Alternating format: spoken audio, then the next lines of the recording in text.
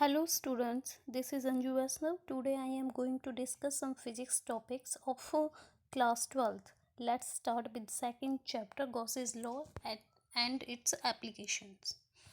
हमारा first topic है Gauss's law या गाउस का नियम. According to Gauss's law the net electric flux through any closed surface is equal to the product of net charge Q inside the surface and 1/ε0. जैसा कि definition में कहा गया है कि जो नेट इलेक्ट्रिक फ्लक्स होता है किसी भी क्लोज सरफेस का, देखो इस केस में होता क्या है कि हम किसी इलेक्ट्रिक फील्ड यानी यूनिफॉर्म इलेक्ट्रिक फील्ड के अंदर किसी क्लोज सरफेस को रख देते हैं. कोई भी हमने क्लोज्ड बॉडी रख दी तो इसमें से पास होने वाली जो इलेक्ट्रिक फ्लक्स होता है क्या है, number of electric field lines passing through a close surface. तो फ्लक्स की डेफिनेशन क्या कहती है, number of field lines passing through a close surface. यानी जो ये फ्लक्स की वैल्यू है ये डिपेंड करती है कि इस क्लोज सरफेस में कितना चार्ज एनक्लोज्ड है, यानी चार्ज की वैल्यू, और मल्टीप्लाई कर दो इसको 1/ε0 से. अगर आप 1/ε0 से मल्टीप्लाई करोगे तो वैल्यू क्या आएगी, ये आएगी वैल्यू, यानी phi is equal to Q/ε0. ε0 हम वैक्यूम के लिए लेते हैं और अदर मीडियम के लिए हम यहाँ पर एप्सिलॉन ले लेंगे. ऐसा यूनिट निकालनी है आपको सिंपली. अब देखिए चार्ज के लिए ऐसा यूनिट क्या होती है, कूलाम, और एप्सिलॉन के लिए होती है C²/nm². इसे उल्टा करोगे nm² ऊपर चला जाएगा अपॉन C बचेगा. निकल गई ऐसा यूनिट. अब हमें निकालना है डायमेंशनल फार्मूला. डायमेंशनल फार्मूला देखिए nm² अभी अभी हम ऊपर निकाल के लाए हैं. n क्या है, यहाँ न्यूटन है. न्यूटन किसकी यूनिट होता है, न्यूटन होता है फोर्स की. फोर्स का डायमेंशनल फार्मूला सबको पता है, m1L1T-2. मीटर स्क्वेयर यानी लेंथ कोई तो मेजर करता है मीटर, तो L²/C. C होता है चार्ज का. चार्ज की SI यूनिट होती है हमारी C यानी कूलाम. इसका हमने डायमेंशनल फार्मूला फर्स्ट चैप्टर में निकाला हुआ है A1T1. तो यहाँ से आप निकाल लोगे फाई का, ईजिली निकल जाएगा. अब कुछ इंपॉर्टेंट फैक्टर्स हैं जो गॉसेस लॉ को अफेक्ट करते हैं, हम उनको डिस्कस करेंगे. हमारा पहला जो फैक्टर है वो है here summation Q represent the algebraic sum of charges in a close surface.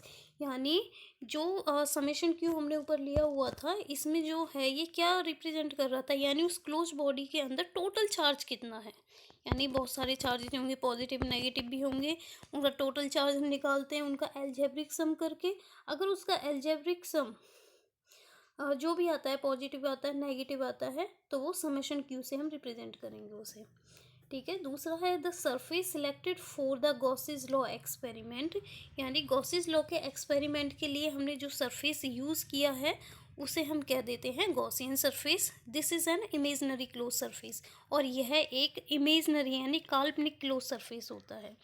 ठीक है. थर्ड पॉइंट देखिए, if the total charge in a close surface is 0, यानी किसी भी क्लोज सरफेस के अंदर समेशन क्यू की वैल्यू अगर आपकी 0 आ रही है, यानी समेशन क्यू आपका 0 आ रहा है, तो उस केस में फ्लक्स की वैल्यू भी 0 होगी. वो क्यों, क्योंकि हमें पता है फ्लक्स Q/ε0 या फिर समेशन Q/ε0 होता है. जब समेशन क्यू ही आपका 0 हो जाएगा तो आपकी फाई की वैल्यू भी 0 हो जाएगी यहाँ पर. ठीक है. तो इसके बाद अगला है इन दिस क्यूब, थर्ड में ही पॉइंट में ही है, in this case the flux entering and leaving the surface will be same. अगर क्यू की वैल्यू किसी भी क्लोज सरफेस के अंदर अगर टोटल चार्ज की वैल्यू 0 हो जाती है तो उस केस में जितनी फील्ड लाइंस उस क्लोज सरफेस में एंटर करेंगी उतनी ही फील्ड लाइंस बाहर निकलेंगी. यानी इसमें आप डायग्राम में देख सकते हो, इसमें 4 इलेक्ट्रिक फील्ड लाइंस इस क्लोज सरफेस में एंटर कर रही है और 4 ही बाहर निकल रही है. फोर्थ पॉइंट है आपका, if any charges outside the close surface do not contribute in the flux. अगर कोई चार्ज क्लोज सरफेस के बाहर है, यानी ये कोई क्लोज सरफेस से बाहर कोई चार्ज क्यों यहाँ पर है, तो अगर मैं फ्लक्स की वैल्यू कैलकुलेट कर रही हूँ तो इस चार्ज का कोई उसमें कंट्रीब्यूशन नहीं होगा, यानी उन्हीं चार्ज का कंट्रीब्यूशन होगा जो इस क्लोज्ड बॉडी के अंदर है. यानी इस चार्ज का कोई कंट्रीब्यूशन नहीं हुआ, ये पॉइंट यही बताता है. अगला पॉइंट देखिए, when the net charge summation Q inside the close surface is positive. यानी अगर नेट चार्ज की वैल्यू आपकी पॉजिटिव है, फ्लक्स लीव्स द सरफेस, इसका मतलब है कि अगर क्लोज सरफेस के अंदर चार्ज की वैल्यू यानी टोटल चार्ज की वैल्यू नेट चार्ज की वैल्यू पॉजिटिव है तो जो फील्ड लाइंस हैं वो हमें इस तरह से दिखाई देंगी। या हम ये फर्स्ट चैप्टर में भी इलेक्ट्रिक फील्ड लाइंस की प्रॉपर्टीज़ में पढ़ चुके हैं। पॉजिटिव चार्ज के लिए इलेक्ट्रिक फील्ड लाइंस की जो डायरेक्शन होती है वो आउटवर्ड होती है, यानी और इसमें लिखा हुआ है फ्लक्स लीव्स द सरफेस, यानी फ्लक्स इस तरह से दिखाई देगा कि वो सरफेस को छोड़ के बाहर की तरफ जा रहा है। तो ये डेफिनेशन उस प्रॉपर्टी से मैच होती है। सिमिलरली इसने यहाँ पे ये भी बोला है कि अगर नेट चार्ज आपका नेगेटिव होता है तो हमें ऐसा दिखाई देता है कि फील्ड लाइंस हैं जो एंटर कर रही हैं सरफेस के अंदर, ठीक है, जो कि हमारी इलेक्ट्रिक फील्ड लाइन की प्रॉपर्टी से मैच होता है। इसके बाद आपको एक एग्जांपल दिया हुआ है, इसमें चार्ज दिया हुआ है 2 माइक्रोकूलम जो कि किसी क्यूब के सेंटर पे रखा हुआ है जिसकी साइड्स हैं 0.2 मीटर। हमें कैलकुलेट करना है total flux passing through the cube, यानी कंप्लीट क्यूब से कितना फ्लक्स पास हो रहा है। सेकंड पॉइंट में कह रहा है कि flux passing through the each face, यानी हर फेसिस से कितना पास हो रहा है। क्यू की वैल्यू 2 माइक्रोकूलम, एप्सिलॉन नॉट आपको पता है।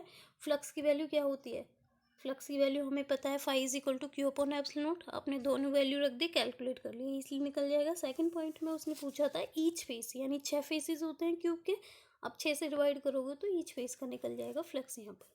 अगला बहुत इंपॉर्टेंट टॉपिक है हमारा proof of Gauss's law by using Coulomb law, यानी कूलॉम नियम का प्रयोग करते हुए आपको गॉसेस लॉ का निकालना है, ठीक है। इसके लिए आपने क्या किया, एक क्लोज सरफेस कंसीडर कर लिया। अगेन आपको डायग्राम में दिख भी रहा है, आपने एक क्लोज सरफेस ले लिया, ये रहा।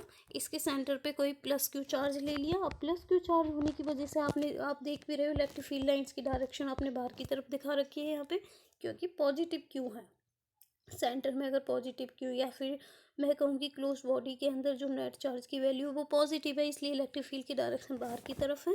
तो हमने इसी क्लोज बॉडी के सरफेस पे एक स्मॉल सरफेस ds कंसीडर कर लिया, जैसा कि आप देख भी सकते हो, ठीक है, जो कि सेंटर से r डिस्टेंस पे है, यानी रेडियस है। अगर मैं इसे थोड़ा सर्कुलर मानती हूँ इस सरफेस को, तो अब इस केस में कूलॉम लॉ से f की वैल्यू क्या होगी, कूलॉम के लॉ से f की वैल्यू होती है 1/4 पाई एप्सिलॉन नॉट को मैं k भी लिख सकती हूँ, k q1 q2 upon r square, यही होती है वैल्यू, ठीक है। और e की वैल्यू क्या होती है, f अपॉन q या q नॉट। तो मैं अगर ये वैल्यू f की वैल्यू अगर यहाँ पुट कर देती हूँ तो एक q से एक q कैंसिल हो जाएगा, एक q से एक q कैंसिल हो जाएगा, क्या बचेगा, के क्यू अपॉन आर स्क्वेयर। तो वही वैल्यू हमने यहाँ इलेक्ट्रिक फील्ड में रखी हुई है, 1 के क्यू अपॉन आर स्क्वेयर, के की value 1/4 pi epsilon naught Q upon R square, ठीक है। अब हमें निकालनी है फाई की वैल्यू, यानी फ्लक्स की वैल्यू हमने D phi is equal to E D S लिया है। डी फाई इसलिए लिया है क्योंकि हमने स्मॉल सरफेस कंसीडर किया है डी एस, अगर हम डी एस ले रहे हैं तो हमें डी फाई लगा दिया, ठीक है। अब आप वैल्यू रख दीजिए, ई की वैल्यू रख दीजिए नेक्स्ट इक्वेशन में, यहाँ पे आपने ई की वैल्यू रख दी, ठीक है। इसके बाद D S upon R square हमारा डी फाई यानी डी थीटा, यानी सॉलिड एंगल के बराबर होता है। सॉलिड एंगल का कॉन्सेप्ट मैं आपको थोड़ी देर में अभी बताऊंगी। आपने डी थीटा रख दिया, इंटीग्रेट कर दो इसे, इंटीग्रेट कर दिया, इंटीग्रेट करने के बाद आपके पास ये इक्वेशन आ जाएगी यहाँ पर।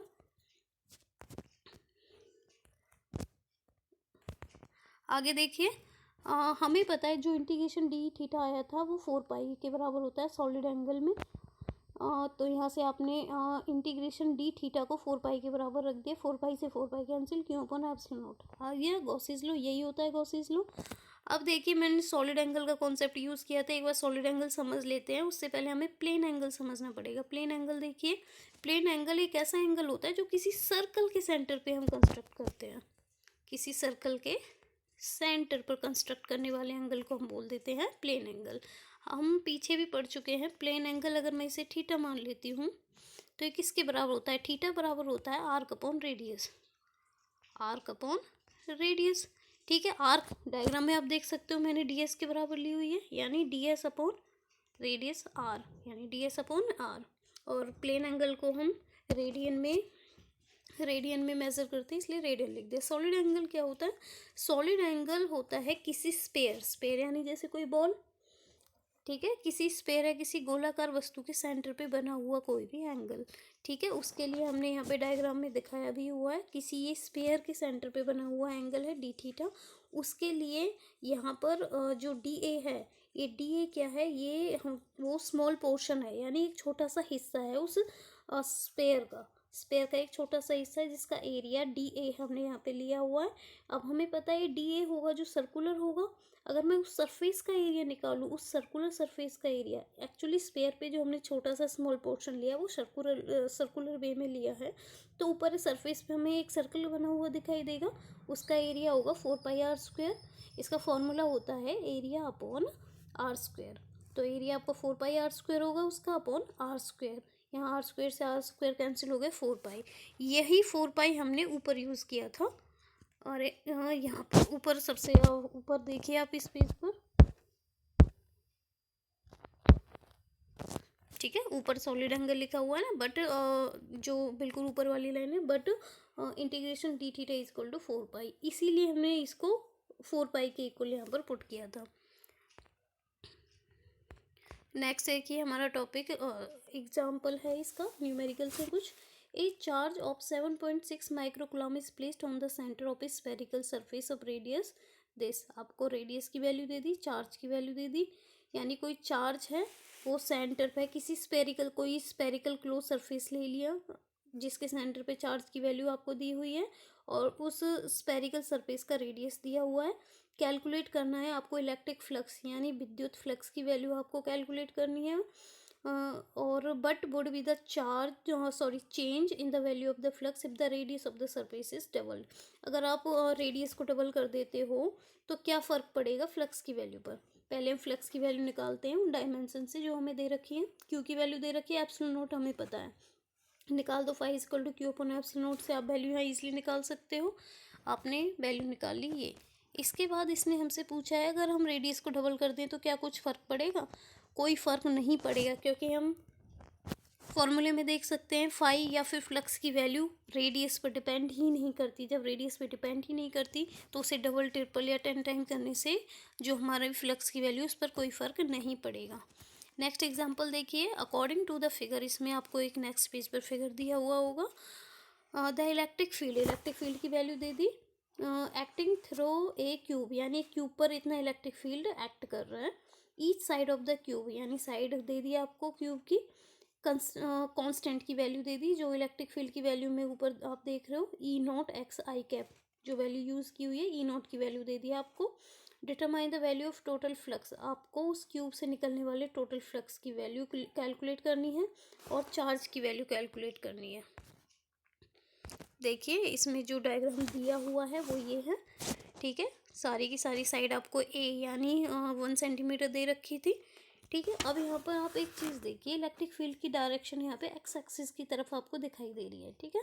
अब हमें टोटल फ्लक्स निकालना है, तो इस क्यूब के सारी की सारी जो सरफेसेस हैं या फलक हैं उनके थ्रू जितना फ्लक्स पास हो रहा है सबको ऐड करना पड़ेगा, ठीक है। लिख लिया ES AB EF, इस तरह से हमने सारे फलकों या फिर सरफेसों के नेम लिख लिए। आपको एक चीज़ यहाँ पे नोट करनी पड़ेगी कि यहाँ पे लेफ़्ट और राइट में जो सरफेस बन रहे हैं उनमें E या फिर DS क्या है हमारा, वो सरफेस है।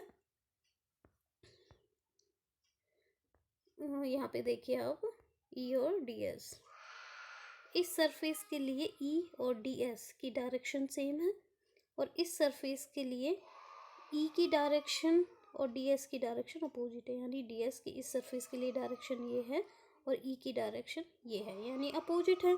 कहने का मतलब E और DS के बीच में 180 का एंगल बन रहा है, और यहाँ पर E और DS के बीच में 0 डिग्री का एंगल बन रहा है, ठीक है। और बाकी सारे सरफेस यानी ऊपर वाला, नीचे वाला, पीछे और फ्रंट का जो सरफेस, सब क्या मैं अगर देखूँ इलेक्ट्रिक फील्ड के साथ ये सारे के सारे सरफेस 90 डिग्री का एंगल बना रहे हैं, 90 डिग्री का एंगल बना रहे हैं। क्योंकि देखिए इस सरफेस के लिए S या DS की डायरेक्शन ऊपर होगी और E की डायरेक्शन ये है, हो गया 90 डिग्री का एंगल। ऐसे ही डाउनवर्ड वाले के लिए देखिए, सरफेस के लिए S की डायरेक्शन ये है और E की डायरेक्शन ये है, फिर से 90 डिग्री। ऐसे ही फ्रंट वाले के लिए, ऐसे ही बैक वाले के लिए। तो मैं कह सकती हूँ कि लेफ़्ट एंड राइट वाले को छोड़कर जो सारे सरफेस हैं उनके लिए E और DS के बीच का बनने वाला एंगल 90 डिग्री है, जिसकी वजह से cos 90 हमारे यहाँ 0 हो जाएगा। cos 90 देखिए 0 हो रहा है। तो दो ही सरफेस बचे हमारे पास, उन सरफेस में मैंने E की वैल्यू पुट कर दी, यहाँ पर E की वैल्यू पुट कर दी, ठीक है, और S की वैल्यू पुट कर दी। S हमें पता है सरफेस एरिया है, और क्यूब का एरिया क्या होगा यहाँ पर यानी क्यूब के सारी फलक लिए मैंने, सरफेस लिए, सरफेस एरिया ए स्क्वायर हो जाएगा यहाँ पर। अब देखिए इसके बाद मैंने जो ये 2 लाइंस लिखी हैं, here E is perpendicular S 4, जो मैं 4 सरफेस अभी आपको बताए थे, सबके लिए ई और एस परपेंडिकुलर, कहने का मतलब है थीटा की वैल्यू 90 डिग्री है, तो cos 90 0 हो गया। केवल 2 फलक है जिनके लिए 0 डिग्री और 180 डिग्री था, तो वही 2 फलक बचे हमारे पास यहाँ पर, आप देख सकते हो ये और ये, बाकी सबके लिए 0 हो गया। ठीक है, अब देखिए इनकी वैल्यू पुट कर दीजिए, यानी इसमें x यूज हुआ था इन दोनों इक्वेशंस, इन दोनों वैल्यूज में। यहाँ पे x की वैल्यू देखिए आप, डायग्राम में देखिए, डायग्राम में x की वैल्यू आप देखोगे, अगर इस वाले सरफेस के लिए x की वैल्यू देखिए, x की वैल्यू एक्चुअल में है क्या, यानी ओरिजिन से x एक्सिस पर इस सरफेस के भी, जो ये सरफेस बना हुआ है जो मैंने अभी आपको दिखाया है, इसमें इंडिकेट किया है, इसका डिस्टेंस कितना है ओरिजिन से। मैं अगर देखूँ डायग्राम में तो a है, ठीक है, यानी इस सरफेस के लिए हो गया a। अब मैं बात करूंगी बैक, बिल्कुल इसके जस्ट अपोजिट वाले सरफेस, इसके लिए इस सरफेस का ओरिजिन से कितना डिस्टेंस है, ये तो ओरिजिन पर ही बना हुआ है, यानी x की वैल्यू यहाँ पे 0 है, क्योंकि ओरिजिन पर ही बना हुआ, और ओरिजिन पर x और y दोनों की वैल्यू कितनी होती है, 0, दैट्स वाई यहाँ पे हम 0 रखेंगे, तो ये वैल्यू हो जाएगी हमारे यहाँ पे 0, ये वैल्यू 0 हो गई, हमारे पास बस ये बचेगा। अब देखिए आई कैप और आई कैप का डॉट प्रोडक्ट 1 होगा, और ये A3 हो जाएगा। ई नोट की वैल्यू आपको दे रखी है और ए की वैल्यू आपको दे रखी है, आपने वैल्यू पुट कर दी, आपका यहाँ पे रिजल्ट निकल जाएगा।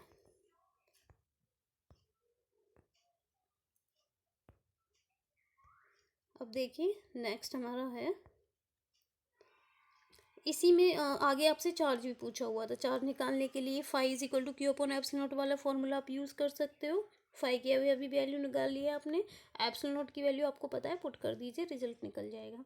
अगला देखिए, a hemisphere is placed in the uniform electric field but would be the flux enclosed by its circular surface if electric field is parallel to its base and perpendicular to the base। यानी ये diagram आपको question में दिए हुए हैं, hemisphere ले लिया आपने, हेमिस्फेयर में आप फर्स्ट वाले केस में देख सकते हो, जो इसका बेस का सरफेस है उसकी डायरेक्शन ये है और इलेक्ट्रिक फील्ड की डायरेक्शन ये है, यानी वैसे तो बेस तो ये है, ठीक है, और इलेक्ट्रिक फील्ड पैरेलल जा रहा है बेस से, लेकिन बेस पर अगर मैं एक स्मॉल सरफेस की बात करूँ, ds कोई सरफेस या s सरफेस में कंसीडर करती हूँ, उसकी डायरेक्शन ये होगी डाउनवर्ड, और इलेक्ट्रिक फील्ड की डायरेक्शन हो जाएगी इधर, इलेक्ट्रिक फील्ड की डायरेक्शन ये हो गई, सरफेस की डायरेक्शन ये हो गई।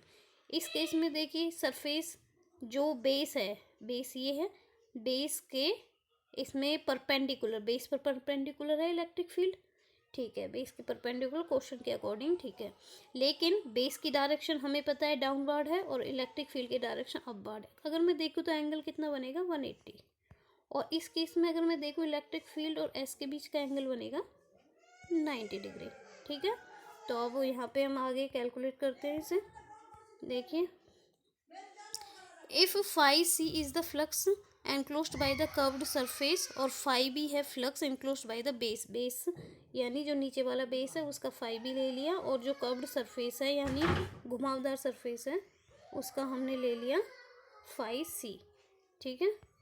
इसके बाद देखिए फाई बी और फाई सी जो है टोटल फ्लक्स 0 है, वो है नेक्स्ट लास्ट पेज पे आप देखना, हमने इस हेमिस्फेयर को एक क्लोज्ड बॉडी माना है जिस पे टोटल चार्ज है वो 0, अगर टोटल चार्ज 0 होगा तो फ्लक्स, जो टोटल फ्लक्स होगा वो भी 0 होगा, ये एप्लीकेशन में था गॉसेस लॉ के, तो टोटल फ्लक्स हो गया हमारा 0 हो गया। यहाँ पे आप देख सकते हो इक्वेशन फर्स्ट जो निकल के आ रही है, phi C is equal to minus phi B हो जाएगी। फर्स्ट केस में देखिए ई और एस परपेंडिकुलर थे तो 90 डिग्री का एंगल बनेगा, फाइव बी की वैल्यू आपकी 0 आ जाएगी, फाइव ई की वैल्यू को फर्स्ट इक्वेशन से कंपेयर करोगे तो फाइव सी 0 आ जाएगा। सेकंड फिगर में देखिए एंटी पैरेलल होने की वजह से 180 डिग्री एंगल बन रहा था, तो cos 180 की वैल्यू -1 होने की वजह से फाइव ई की वैल्यू -ES आ जाएगी। एस सरफेस एरिया था, पाई आर स्क्वायर रख दो, पाई आर स्क्वायर होता है सरफेस एरिया इसका, और इक्वेशन 1 से कंपेयर करोगे तो यहाँ ई पाई आर स्क्वायर हो जाएगा। नेक्स्ट एग्जाम्पल देखिए, according to figure a point charge Q is situated on the centre of a hemisphere surface, यानी किसी हेमिस्फीयर सरफेस के सेंटर पे कोई क्यू चार्ज सिचुएटेड है, तो मुझे इलेक्ट्रिक फ्लक्स की वैल्यू कैलकुलेट करनी है सरफेस से। सबसे पहले हम मान लेते हैं हेमिस्फीयर ना होकर ये कंप्लीट स्फीयर है, तो कंप्लीट स्फीयर के लिए इलेक्ट्रिक फ्लक्स की वैल्यू क्या होगी, क्यू अपॉन एप्सिलॉन नॉट, क्योंकि कंप्लीट स्फीयर क्या होता है, क्लोज्ड बॉडी होता है, क्लोज्ड बॉडी पर ही गॉसेस लॉ हमारा वर्क करता है, तो क्यू अपॉन एप्सिलॉन नॉट हो गया। ठीक है, फ्लक्स निकाल दो, हेमिस्फीयर के लिए हाफ कर दिया। हाफ क्यों किया है, क्योंकि देखो हेमिस्फीयर है वो आधा होता है किसका, पूरे स्फीयर का, और जो हमारा फ्लक्स है, फ्लक्स डिपेंड करता है एरिया पर भी डिपेंड करता है, फ्लक्स है जो हमारा वो एरिया पर भी डिपेंड करता